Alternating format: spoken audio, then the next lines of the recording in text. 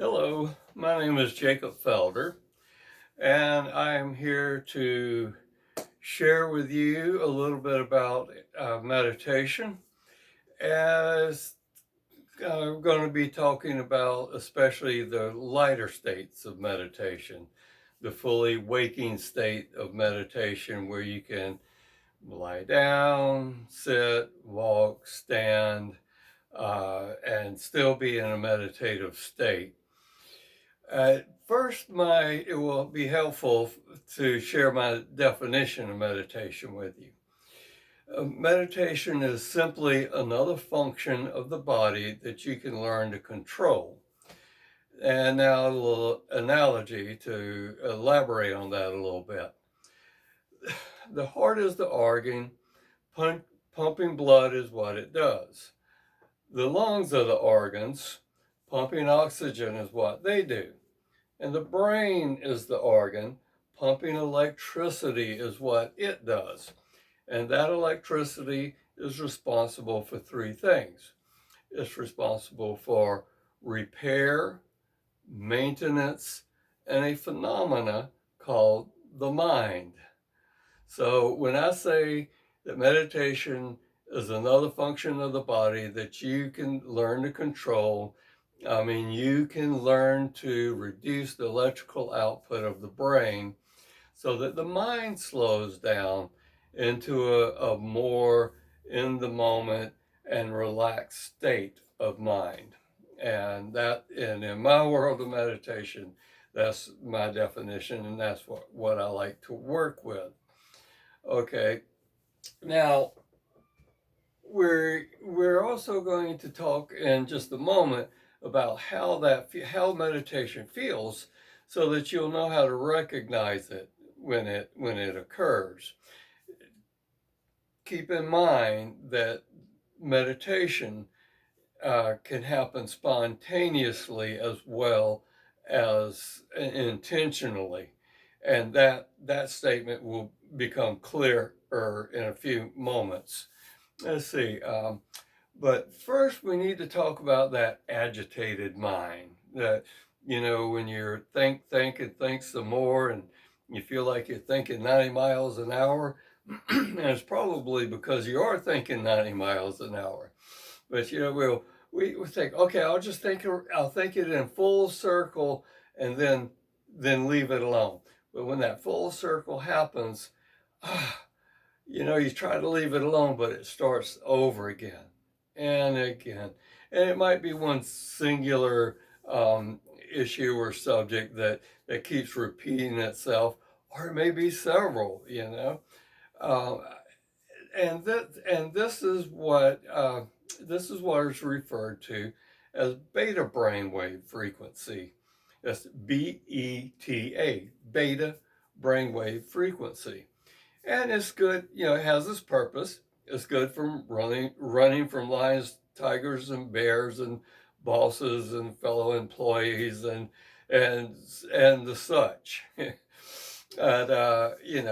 it has its function as far as of matters of urgency, and and and problem solving, things such as that. But let's say when the urgency is over, but the mind has not slowed down from that, and keeps rewinding and going over and over and over, and there's the agitation there, then it turns into chronic stress.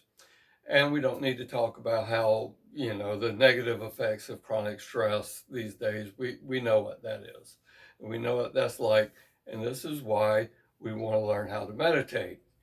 Now we're going to talk about the spontaneous occurrence of meditation, just so you'll get an idea of what it feels like when you're trying to bring on the intentional state of light meditation. So, spontaneous occurrences of meditation. I want you to think for a moment about any art, craft, hobby, uh, favorite activity, or pastime that you can get really involved in, or used to get really involved in, So much so that at a certain point, maybe you look at the clock and you go, "Oh my goodness, how did that happen? How did so much time fly by?" It seems like maybe 5 or 10 minutes, and it's been a whole hour. Wow. Well, that's very much being in the moment. And that's an example of alpha brainwave frequency. That's ALPHA, alpha brainwave frequency. Alpha are the brainwaves of being in the moment and being, very highly focused and in a good way.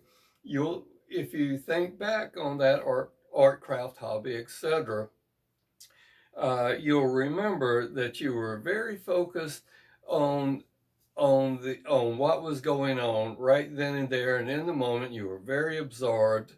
Your mind wasn't going to all kind of other strenuous matters. What I like to refer to as, you weren't thinking about the house, the mouse, the spouse, the bills, the pills, or the thrills. You were just engaged in the task or the fun at hand. Now, you also remember, because you weren't thinking about all those other things, that there was also a relatively good space of being peaceful, because you weren't all stirred up and agitated thinking about a dozen different things or one disturbing thing. You were very much in the moment. So it was relatively peaceful, and relatively calm and very in the moment. All right, so that's what the lighter states of meditation feel like, and that's what you're aiming for. Okay, now, what do we need to do to achieve that?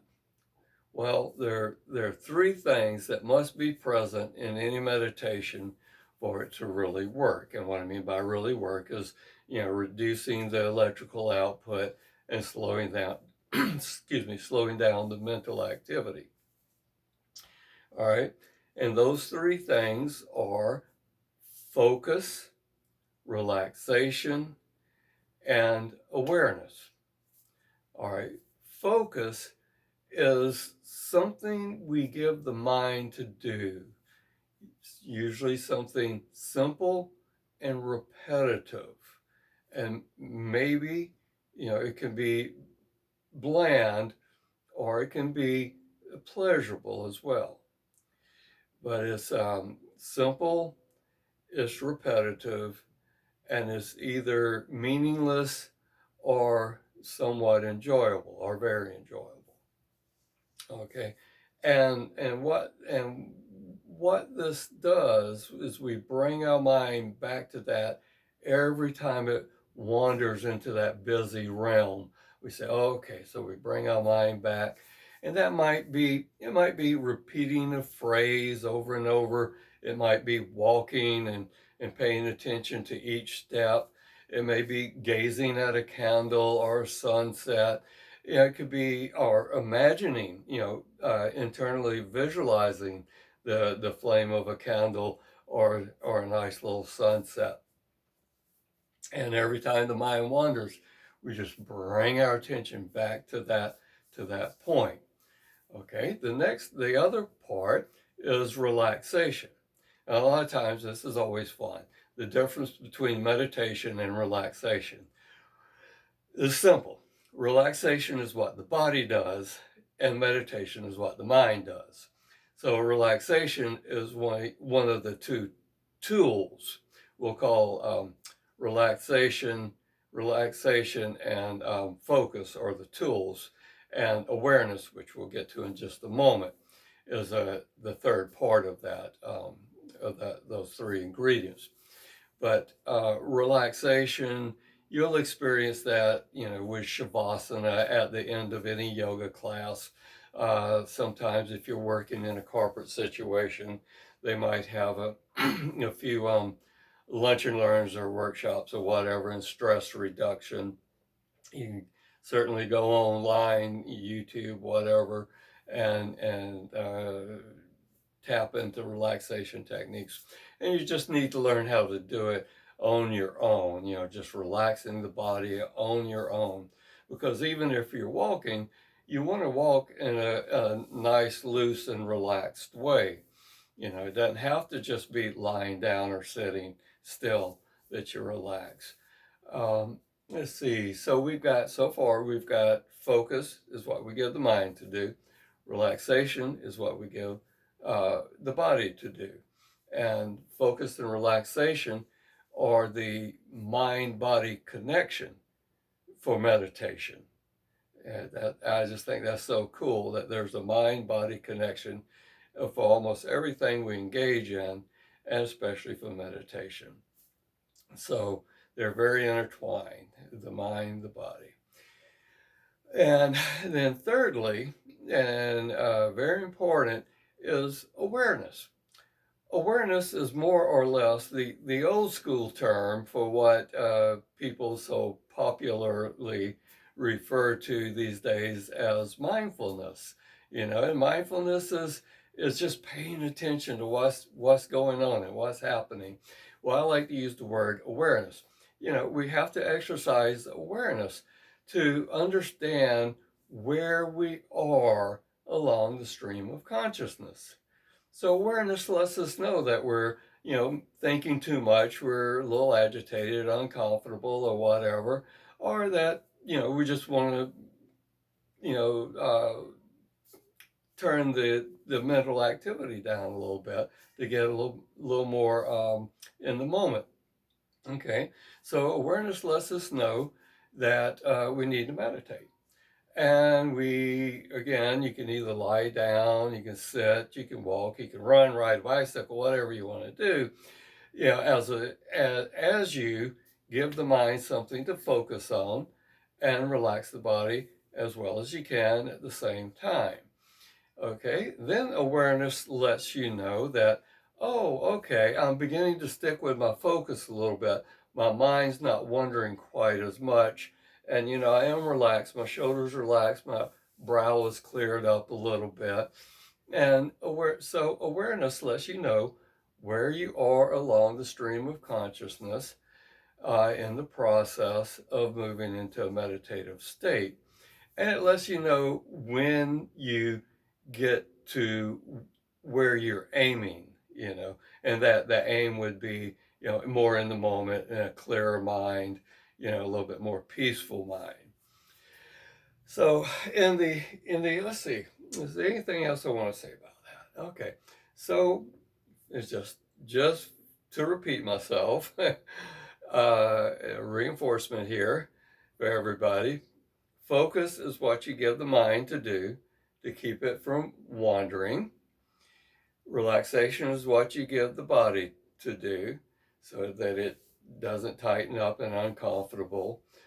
And awareness lets you know where you are along the stream of consciousness, along the procession toward that clarity and peace of mind that you're aiming for. Now, I'm going to have one more, so that's it for today's lesson.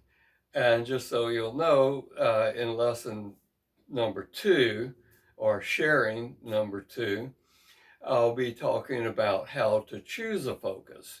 Because, one focus, one mantra, one,